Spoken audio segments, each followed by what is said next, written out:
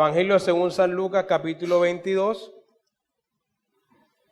Vamos a leer desde el versículo 66. Vamos a ponernos todos de pie para leer la santa palabra de Dios. Lucas, Evangelio según San Lucas, capítulo 22. Vamos a leer desde el versículo 66 hasta el capítulo 23, versículo 25. Leo en el nombre del Padre, del Hijo y del Espíritu Santo. Cuando era de día, se juntaron los ancianos del pueblo, los principales sacerdotes y los escribas, y le trajeron al concilio diciendo: ¿Eres tú el Cristo? Dínoslo. Y les dijo: si os lo dijere, no creeréis.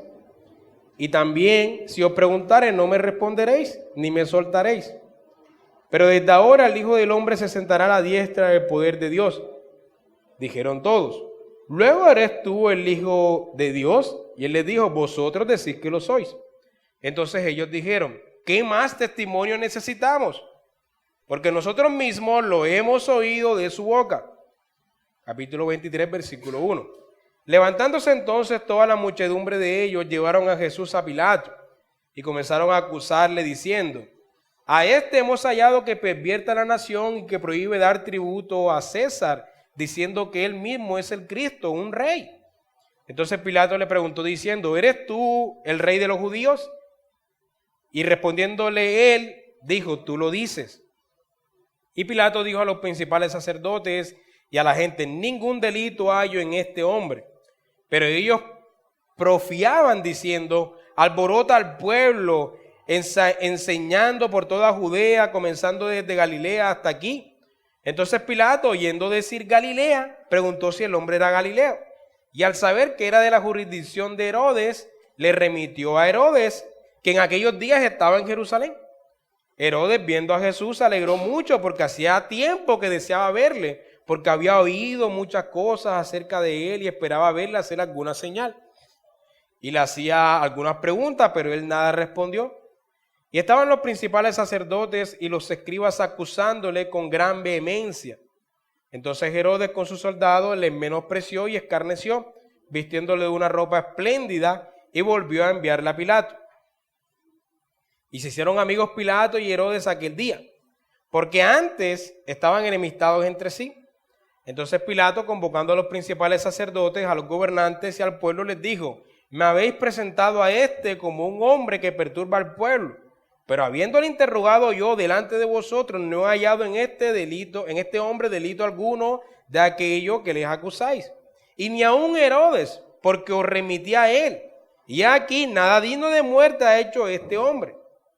Le soltaré pues después de castigarle. Y tenía necesidad de soltarles uno en cada fiesta.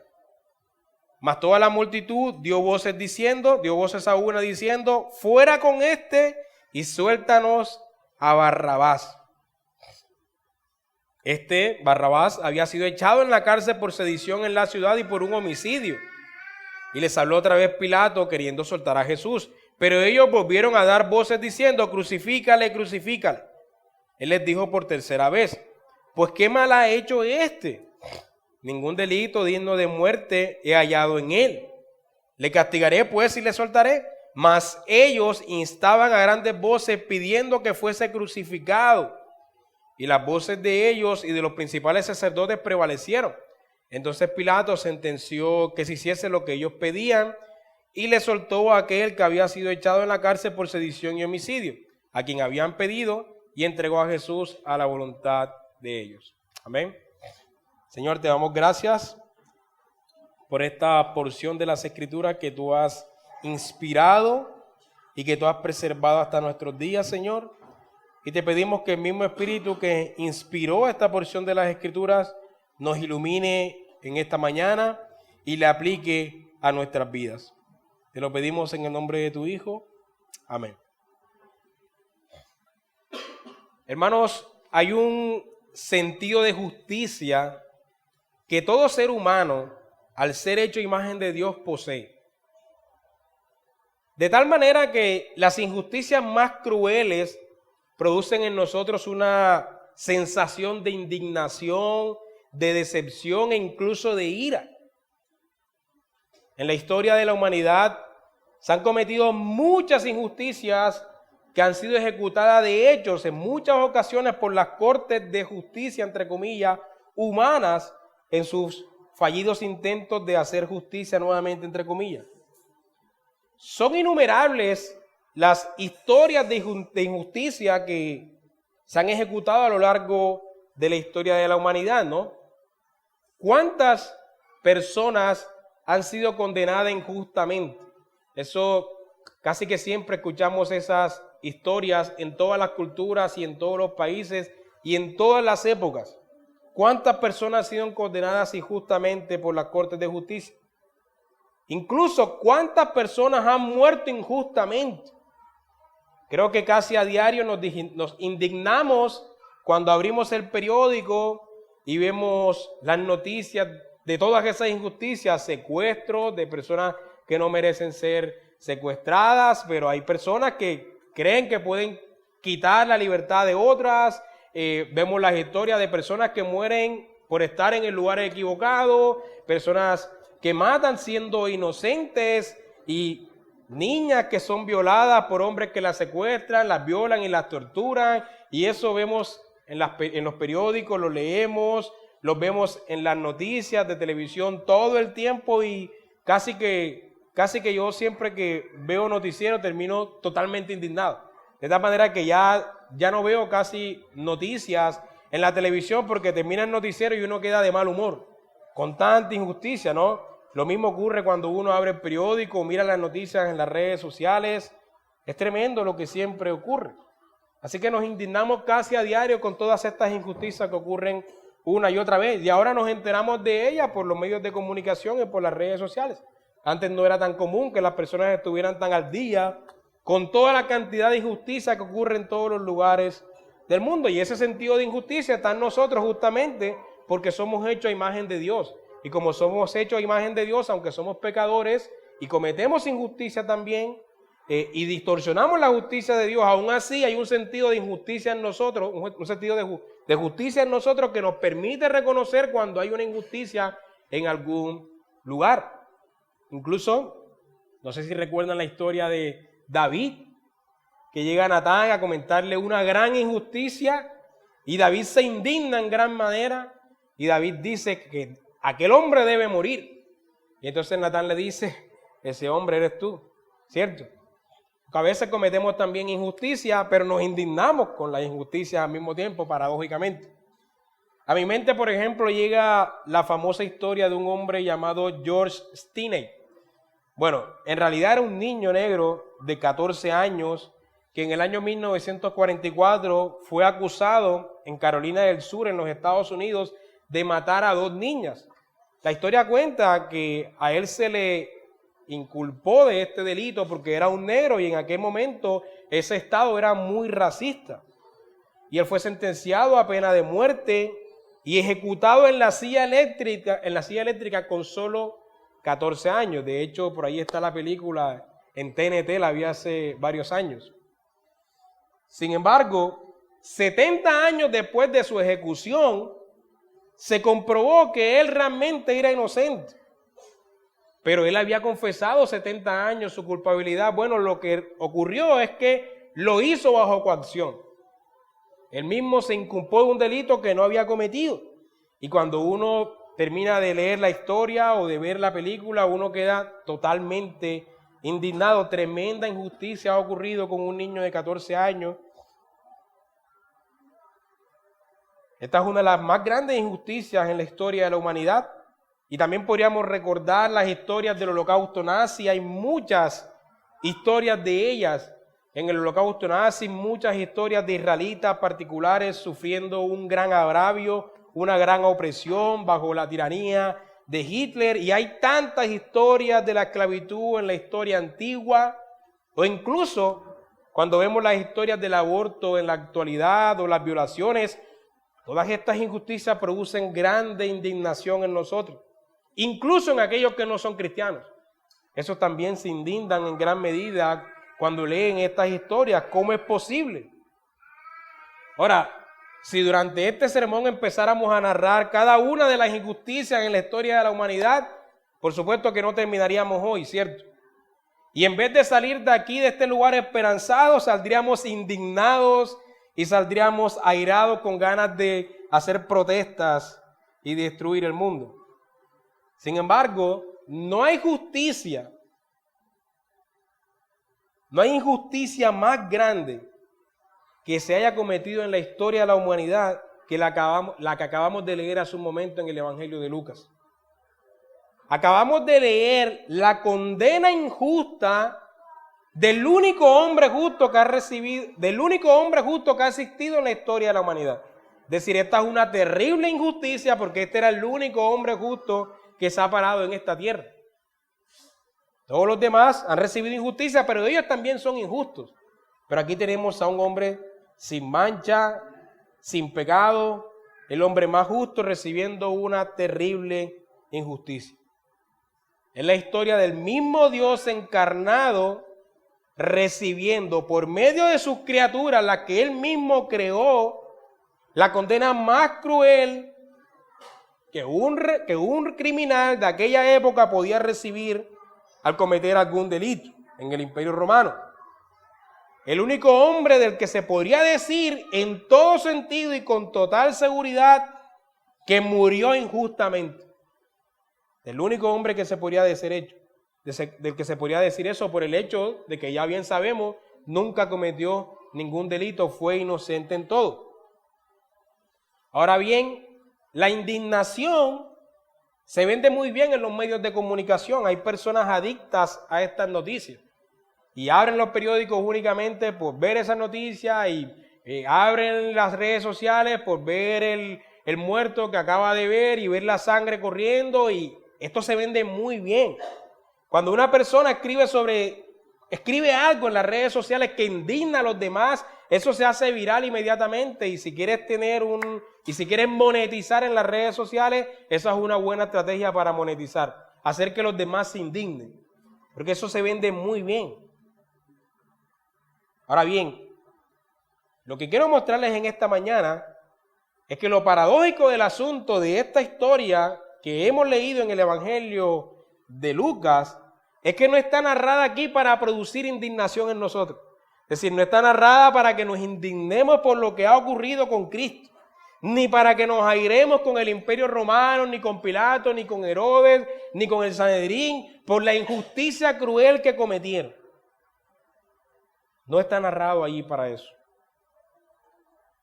He titulado este sermón El justo por los injustos. Y vamos a verlo en 4 puntos. Jesús ante el Sanedrín, Jesús ante Pilatos, Jesús ante Herodes y Jesús es sentenciado. Cuando vemos el contexto del pasaje, en el capítulo 22, versículo 47, vemos que Jesús acaba de ser arrestado. Sí, todos conocemos la historia, está orando en el huerto de Getsemaní, orando para que el Señor, para que Dios, el Padre no haga su voluntad, la que tenía Cristo en ese momento, sino la misma voluntad del Padre. Ahí vemos dos voluntades en Cristo luchando en ese momento, no querer tomar la copa de la ira, pero al mismo tiempo el deber de tomarla por obediencia a su Padre. Y vemos a un Judas, que era uno de sus discípulos cercanos, traicionándolo. Y después de eso, vemos que Pedro le niega 3 veces. Jesús dice que todos sus discípulos le van a abandonar y que Pedro, que se creía más valiente de todos, le va a negar 3 veces. Y entonces Jesús es llevado ante el Sanedrín, y entonces las personas comienzan a escarnecerle y a golpearle y a burlarse de él. Así que tenemos aquí una escena que debería indignar a cualquiera. Un hombre siendo traicionado por los más cercanos, siendo negado por sus más cercanos y siendo vituperiado, burlado por aquellos a quien él mismo había venido a salvar. Ahora bien, ese es el contexto gramatical que introduce a la historia que hemos leído hace un momento, al evento que hemos leído hace un momento, pero entender el contexto histórico nos dará mucha luz para comprender mejor el pasaje que hemos leído en esta mañana. El imperio griego, o lo que se conoce como el helenismo, fue un imperio que cronológicamente en la historia fue primero que el Imperio Romano. Y el Imperio griego era un imperio donde ellos, bajo el gobierno de Alejandro Magno y luego sobre los emperadores que sucedieron a Alejandro Magno, cuando ellos conquistaban a las naciones que conquistaban, ellos obligaban a que esos pueblos se adhirieran a la filosofía y a la religión griega. Entonces, una vez conquistado Israel, por ejemplo, los griegos imponían que los israelitas adorasen a los dioses griegos. Eso produjo que el imperio griego fuera un imperio débil, porque los hombres no querían adorar a los dioses griegos. Entonces, aunque era un imperio vasto, era un imperio dividido, porque las personas que habían sido conquistadas odiaban a los líderes griegos porque le querían imponer a sus dioses. Y esa fue la caída del imperio griego, que nunca pudo ser un imperio unido por esto. Pero los romanos habían aprendido de los griegos ese error. Los romanos sabían que la única forma de tener un vasto imperio era teniendo a la gente feliz y contenta. Y una de las formas de tener a la gente feliz y contenta es permitiéndole adorar a sus propios dioses y tener su propio gobierno. Entonces los romanos aprendieron de este error de los griegos y fueron tolerantes con las religiones de los conquistados para mantener la unidad del imperio. Y entonces Roma, además de eso, tenía un imperio jerárquico. Era un gobierno jerárquico similar al gobierno de la Iglesia Católica Romana. De hecho, la Iglesia Católica Romana toma su forma de gobierno del Imperio Romano, porque se fundamenta sobre el Imperio Romano. La Iglesia Católica Romana, como usted bien ya sabe, tiene a un hombre a la cabeza, que es el Papa, ¿cierto?, que vive de hecho en Roma, en la Catedral de Roma. Y entonces el Papa, en cada país del mundo hay una persona que es la cabeza visible de la iglesia en ese país. Y en cada ciudad hay una cabeza visible que se sujeta a la cabeza del país. Y dentro de cada ciudad hay una cabeza en cada barrio, ¿sí? Entonces hay un gobierno jerárquico que tiene al Papa de Roma sobre la cabeza. Y lo mismo funcionaba el Imperio Romano. Tenía el emperador romano que vivía en Roma, en la cabeza del imperio, y luego habían provincias, y dentro de las provincias habían pequeñas jurisdicciones, y todo era un gobierno jerárquico de esa manera, con el emperador romano a la cabeza. Entonces, eso nos permite entender por qué en nuestro primer punto, los versículos 66 a 71, vemos que Israel poseía un Sanedrín, ¿cierto? ¿Qué era el Sanedrín? Justamente el Sanedrín era la autoridad judía, la autoridad que los romanos delegaban a los propios judíos para que se gobernasen a sí mismos, pero bajo la subordinación del poder romano. Ellos tenían cierta autonomía, pero siempre subordinados hacia el poder romano. Ese Sanedrín estaba conformado por el poder religioso de Israel, que eran los fariseos, los saduceos, sumos sacerdotes, etcétera, los escribas, la gente poderosa del poder religioso. Así que no era un gobierno político en el sentido completo de la palabra, era más que todo un gobierno religioso. Y ellos tenían cierta autoridad sobre las personas que vivían en esa región, pero la autoridad que ellos tenían nunca era para condenar a muerte a otro. Por eso el Sanedrín no podía condenar a muerte a Jesús. Necesitaban que esa autoridad fuese dada por un gobernador romano, en este caso Pilatos o Herodes, ¿sí? Para el versículo 67, capítulo 22, dice, y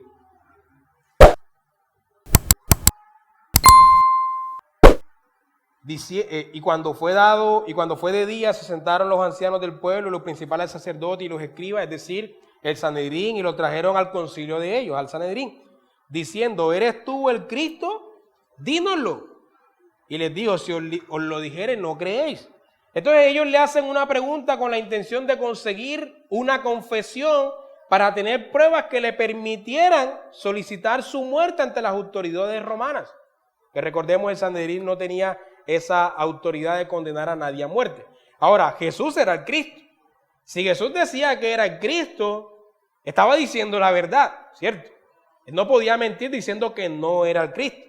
Pero justamente esa declaración era la que ellos estaban esperando, porque ellos iban a interpretar esa declaración como herejía, no como verdadera.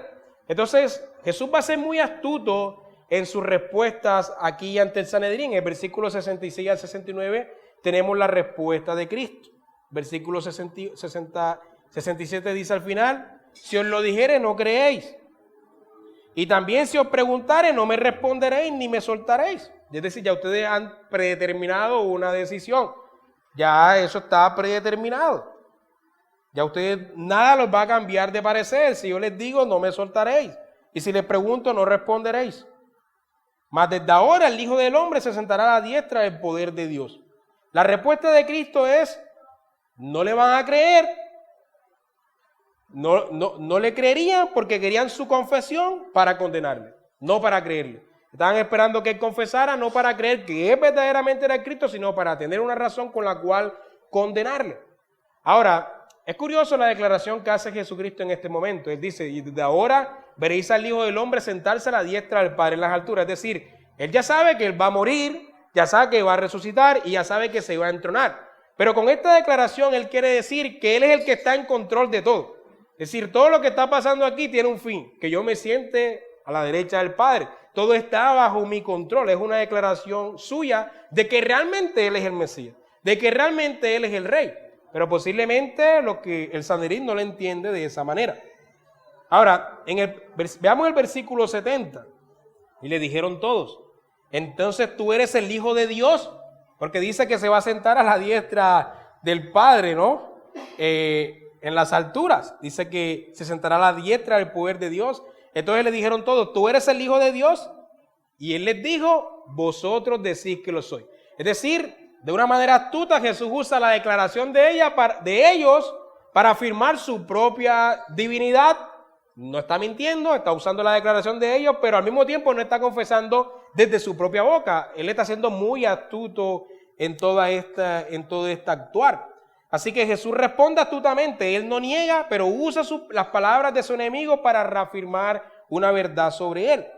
Entonces viene en el versículo 71, entonces el Sanedrín, ellos dijeron: ¿qué necesidad tenemos aún de testimonio? La ley decía que debían tener 2 testigos, pero ellos decían: no necesitamos más testimonio, porque nosotros lo hemos oído de su propia boca. Entonces el Sanedrín ahora cree tener la confesión para condenarlo. Y es importante que notemos que el punto del autor es mostrarnos que en este juicio nunca hubo la intención de escucharle objetivamente. Nunca hubo la intención de creer realmente en su palabra. Ellos no tenían la intención de creerle, sino de buscar cualquier palabra con la cual acusarle ante la justicia romana y con la cual condenarle a muerte. Y ellos estaban decididos a esto. Ahora, antes de estudiar los siguientes puntos, porque ahorita vamos a ver Jesús ante Pilatos, es necesario que entendamos la razón por la que Herodes y Pilatos estaban en el poder en los días de Jesucristo. Así que un breve repaso por la historia del Imperio Romano en Palestina nos pondrá en contexto de lo que está ocurriendo. Unos 200 años más o menos antes de Cristo, había una familia en Israel, una familia sacerdotal llamada los Macabeos. Los Macabeos fueron, digamos, la resistencia ante el imperio griego. Bueno, el imperio griego ya no existía como un imperio como tal, se había dividido en pequeños imperios, y ellos estaban resistiendo ante 2 poderes que eran los seleucidas, que estaban en el norte de Israel, y en el sur, en Egipto, que estaban los ptolomeos.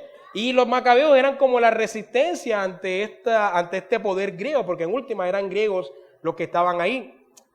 Y como ellos estaban perdiendo esa batalla, los Macabeos solicitaron la ayuda del Imperio Romano, que era un imperio apenas en expansión, un imperio apenas en crecimiento. Y los romanos vinieron a la ayuda de los Macabeos y de esa manera vencieron a los griegos, y de cierta manera Israel volvió a la independencia. Fue un estado nuevamente independiente. Porque recordemos que desde la época de Daniel no era un estado independiente. Primero llegaron los babilonios, después llegaron los medos y los persas, después llegaron los griegos, es decir, ellos llevaban más o menos unos 300 años en esclavitud. Pero por un breve periodo de tiempo, los Macabeos recuperaron la independencia de Israel, volvieron a ser un estado independiente. Pero de los Macabeos se levantó un hombre llamado Juan Hircano, un descendiente de los Macabeos. Y Juan Hircano era un fariseo, primeramente. Pero los fariseos le condenaron por algunas cuestiones que es un poco más larga la historia. Entonces él se hizo saduceo. Y cuando se hizo saduceo comenzó una guerra civil dentro de Israel. Ellos no aprovecharon la oportunidad para solidificar su independencia, sino que ocurrió una guerra civil religiosa entre fariseos y saduceos dentro de Israel. Y entonces los romanos, un general romano, que al mismo tiempo era un senador llamado Pompeyo, aprovechó la oportunidad para entrar a Israel, aprovechando que estaban en guerra, y conquistó toda la región. Entonces, cuando Pompeyo conquistó toda la región, él puso en el gobierno a un hombre llamado Antípater. Y Antípater fue el designado romano para gobernar sobre toda esa región. Cuando Antípater murió, heredó dos hijos, Herodes y otro llamado Flagelo. Pero Herodes fue el que heredó todo ese dominio, todo ese gobierno en esa región. Cuando Jesucristo nace, ustedes ven en la historia que hay un Herodes en el poder, ¿no? Bueno, ese es este Herodes, es Herodes el Grande, en la historia se le conoce como Herodes el Grande, dominaba toda esa región. Pero al poco tiempo que Jesucristo nació, murió él, murió Herodes el Grande. Entonces, cuando Herodes el Grande muere, sus tres hijos se reparten el gobierno de esa región. Entonces en el norte, es decir, en Galilea, va a gobernar otro hijo llamado Herodes, que ese es el Herodes que hemos leído en la historia, que es el hijo de Herodes el Grande. Pero en el centro va a gobernar, en Judea, va a gobernar el hijo más tirano de Herodes el Grande. Y este hombre era tan tirano que le hicieron un golpe de estado. Y entonces los judíos en ese momento, los romanos en ese momento, colocaron un gobernador romano allí que no era descendiente de Herodes. Y ese gobernador romano se heredaba, pero no ya por descendientes de Herodes, sino por romanos. Y por eso tenemos en Judea a un hombre llamado Pilato, que era romano gobernando. Y en el norte tenemos un hombre llamado Herodes. Ahora, Herodes y este hombre, Pilato, estaban enemistados porque en Israel las personas preferían un gobierno de Herodes que un gobierno romano. Porque Herodes, hasta cierto sentido, hasta cierto punto, era como familiar de los israelitas. De hecho, leemos en el Nuevo Testamento que habían unos hombres llamados los herodianos, ¿cierto? Los herodianos eran aquellos que estaban a favor del gobierno de la familia de Herodes el Grande, porque creían que de hecho de esa familia vendría el Mesías, hasta ese punto. Entonces, esto creó un descontento entre israelitas contra este hombre llamado Pilatos. Había una historia de desencuentros entre ellos y al mismo tiempo había una guerra entre Herodes y Pilato. Y eso nos introduce a lo que está pasando en esta historia. Entonces, vemos en el versículo 1 del capítulo 23 que se nos presenta a este hombre llamado Pilatos. Como les dije, por lo que les expliqué ahora, Pilato tenía una historia de desencuentro con los israelitas porque ellos preferían un descendiente de Herodes en el poder. Así que él todo el tiempo estaba en enemistad con los israelitas. Él gobernaba, pero ellos no querían que él gobernara. Entonces siempre estaba en esa enemistad. Y entonces el versículo 1 al 2 nos muestran que ellos llevaron a Jesús ante Pilatos y lo acusaron. Dijeron, él pervierte la nación, él prohíbe dar tributos al César y él se declara el Cristo.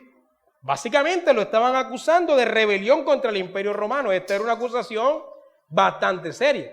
Pero todo esto era como la interpretación de ellos y la distorsión de ellos también de lo que decía Jesucristo. Porque efectivamente Jesucristo era el Cristo conduciendo a la nación a creer que él era el Hijo de Dios. Pero para los israelitas o para el liderazgo judío, esto era pervertir a la nación. Y efectivamente Jesucristo decía querer al Mesías, es decir, querer al Rey. Pero con esto no estaba prohibiendo dar tributos al César, ni diciendo que el Imperio Romano no era el gobierno, sino que él era el gobierno. Es decir, no estaba haciendo un golpe de Estado. Entonces, Pilato le pregunta en el versículo 3. Pilato le preguntó diciendo, ¿eres tú el rey de los judíos? Y noten cómo responde Jesús. Nuevamente, de la misma manera como lo hizo anteriormente, la respuesta similar ante el Sanedrín, tú dices que lo soy. Usa la palabra de él para reafirmar su verdad, pero sin confesarla él mismo. Y entonces, en el versículo 4 tenemos la primera declaración de inocencia de Jesucristo. Dice Pilatos, dijo a los principales sacerdotes y a la multitud, ningún delito hallo en este hombre. primera declaración de su inocencia. No hay delito en este hombre. Pilato no halló nada en él que fuese culpable. Incluso un hombre tan despiadado e injusto como Pilato podía encontrar la inocencia en el Cristo, ¿sí? Pero en el versículo 5 vemos que el liderazgo judío insistió en la acusación. Mas ellos profiriaban diciendo: alborota al pueblo, enseñando por toda Judea, comenzando desde Galilea. Entonces Pilato, cuando escuchó Galilea, dijo: voy a limpiarme las manos aquí, entonces esto no es un problema mío, vayan donde Herodes, que es el que gobierna en el norte. Y justamente nos dice el pasaje que Herodes estaba en Jerusalén por aquellos días. Así que Pilato dijo: bueno, vayan donde Herodes, él es Galileo, así que está bajo la jurisdicción de él, no bajo la mía. Y entonces tenemos a Jesús ante Herodes. Cuando Herodes lo ve, bueno, ya les expliqué quién era Herodes, ¿no? Herodes era quien gobernaba en Galilea en aquellos días. Pero era un hombre cruel, era un hombre despiadado.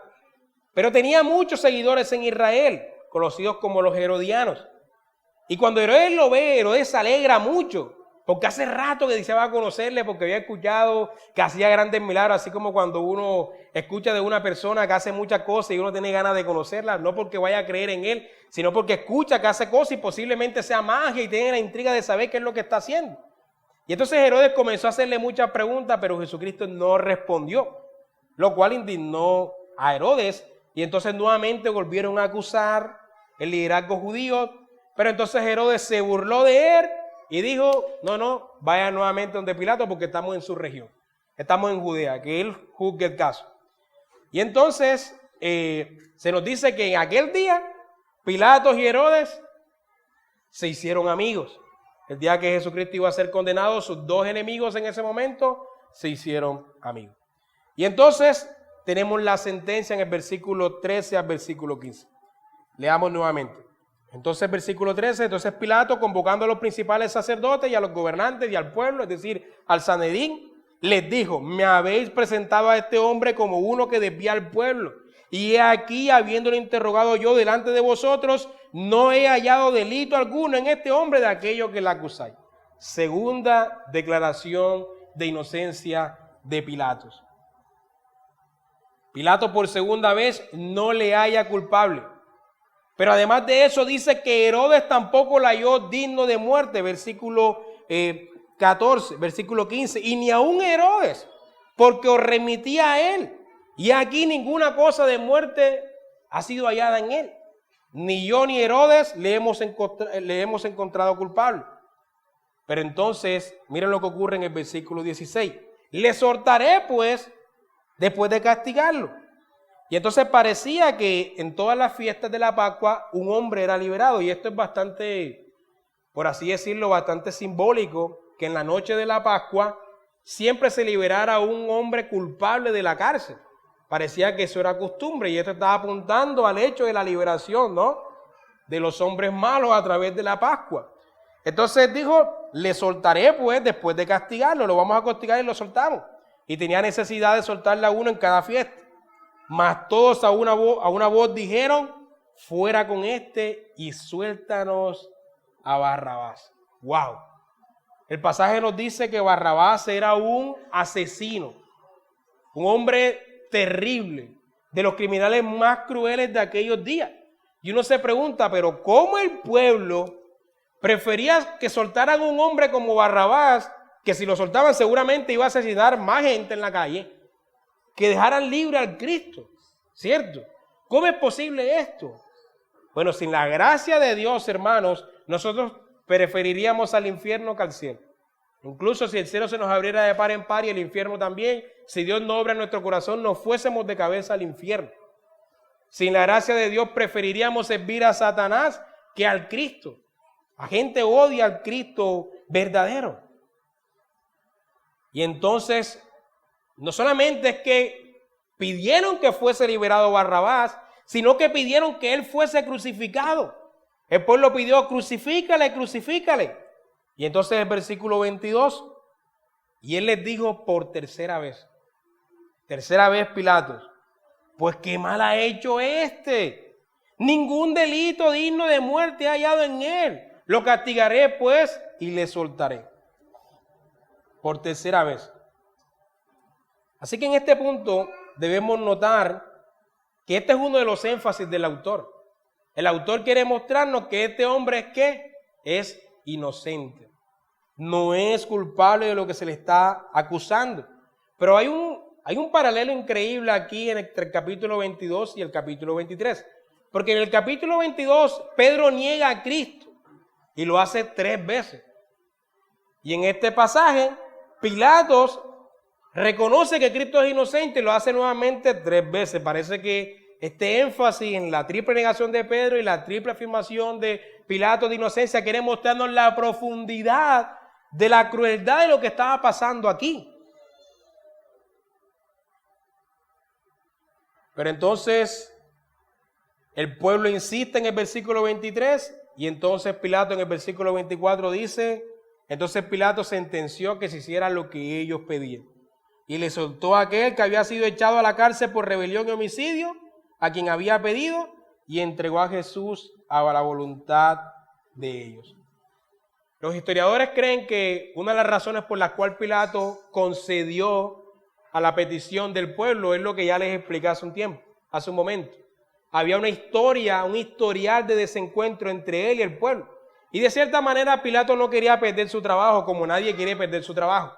Pilato no quería perder ser el gobernador de la región. Pilato no quería que el pueblo se le rebelara y después fuese quitado de su poder. Así que de cierta manera, aunque Pilato sabe que él es inocente, Pilato concede la petición del pueblo para agradar al pueblo. Ahora, ¿qué podemos aprender de toda esta historia, hermanos? El autor se ha encargado de mostrarnos lo inocente que fue Cristo y lo injusto que fue su sentencia a muerte. A pesar de ser inocente, el pueblo quería su sentencia a muerte mediante crucifixión. Ahora bien, como les dije desde el inicio, lo paradójico del asunto es que esta historia no está aquí narrada para producir indignación en nosotros. No es para que salgamos esta mañana de este lugar indignados. A pesar de ser la injusticia más cruel de la humanidad, no está aquí para eso. No está aquí escrita para producir ese enfado en nosotros. Por supuesto, el autor quiere mostrarnos que Cristo era totalmente justo y totalmente inocente, que no se encontró ningún delito en él. Pero su punto, paradójicamente, es mostrarnos que a través de la injusticia más grande de la humanidad, Dios ejecutó su perfecta justicia contra el pecado para justificar a los injustos. Eso es lo que el autor quiere mostrarnos. El autor no quiere que nos indignemos, sino que nos maravillemos al ver cómo Dios lleva a cabo sus planes a pesar de la injusticia y la oposición. Dios tiene todo bajo control, incluso las grandes injusticias de la humanidad. Y debemos maravillarnos de cómo Él obra a pesar del mal humano, cómo Él conduce el mal para bien. Y es aquí cuando Dios enloquece la sabiduría humana y actúa de forma misteriosa, de formas absurdas, como decía Tertuliano, de una manera que no comprendemos por qué actúa así, pero que es maravillosa a la vez. Creemos porque es absurdo, decía Tertuliano.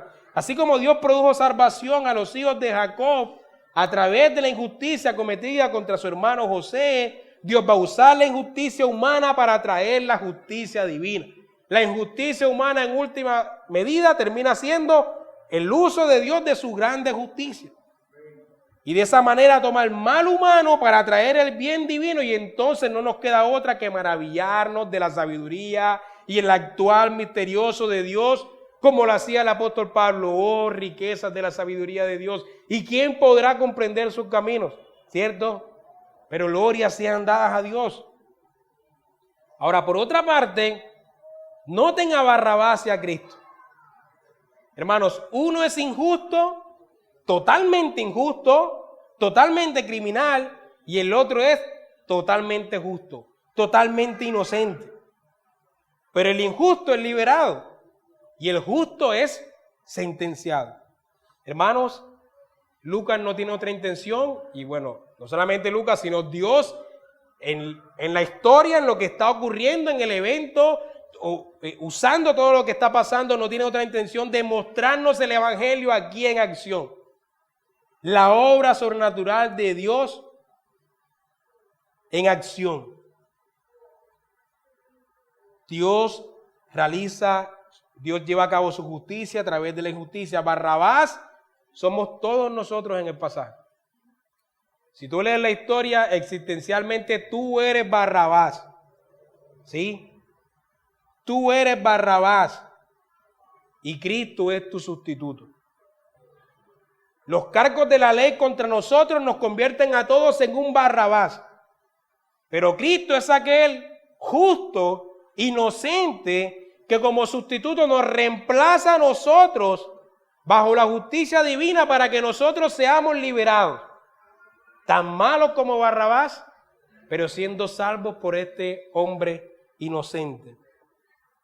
Así que mientras la humanidad estaba ejecutando el acto de injusticia más grande de la historia, Dios estaba llevando a cabo su perfecto plan de salvación.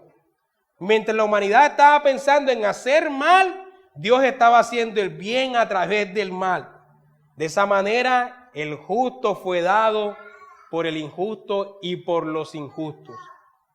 Para que así como el justo es tratado como injusto, los injustos, es decir, nosotros seamos tratados como justos, sin merecerlo, por la obra de Cristo. ¿Qué merecimiento tenía Barrabás de ser liberado? Ninguna. Como ninguno de nosotros merecía ser liberado. Los injustos recibimos la liberación sin merecerla, tal como Barrabás, y el justo recibe el castigo que nosotros merecíamos. Era Barrabás quien merecía morir en la cruz por homicidio, pero Cristo recibió el castigo que no merecía para que nosotros recibamos la liberación que no merecíamos. Así que el autor no quiere que nos indignemos con la justicia humana que está pasando aquí, sino que nos maravillemos por el obrar increíble de Dios, por la sabiduría divina en acción. De esa manera nosotros no solo recibimos consolación salvífica, sino también consolación en medio de nuestras injusticias. Hermanos, no hay injusticia humana que se pueda comparar con la injusticia que sufrió Cristo por medio de las cortes de justicia, entre comillas, humanas. Pero al mismo tiempo no hay injusticia que un creyente padezca que Dios no la use para el bien nuestro. Recordemos lo que dice Romanos: los que aman a Dios, todas las cosas les ayudan a bien. Así como Dios usó esta injusticia para llevar a cabo sus planes santos, todas las injusticias que nosotros padecemos, que nosotros sufrimos, Dios las usará para llevar a cabo su plan perfecto. Y en medio de esas injusticias estamos tan indignados que no podemos ver que Dios está obrando a través de ellas. Seguramente nos cegamos en medio de esa injusticia, pero hermano, no importa cómo tú te sientas en medio de la injusticia. Yo quiero decirte que Dios obra en medio de ellas, sin importar cómo nos sintamos. Todos sufrimos injusticias en algún momento. Un hermano pierde un trabajo por una injusticia. El otro pierde dinero por una injusticia. Otro hermano muere por otra injusticia. Y otro está en el hospital ahora mismo por una injusticia. ¿Sí? Pero por muy malo que esto parezca, recordemos que Dios usa la injusticia para hacer el bien. Todas las cosas nos ayudan a bien. Y por tanto, hermanos, estamos llamados esta mañana a ver el bien de Dios en medio de la injusticia que suframos por Él. Amén. Esto es lo paradójico del asunto. Es lo paradójico de la sabiduría divina. Dios usa el mal para el bien. Dios usa la injusticia para ejecutar su justicia. Pero nada se sale de su perfecto plan, ni de su absoluta bondad, ni de su absoluta sabiduría.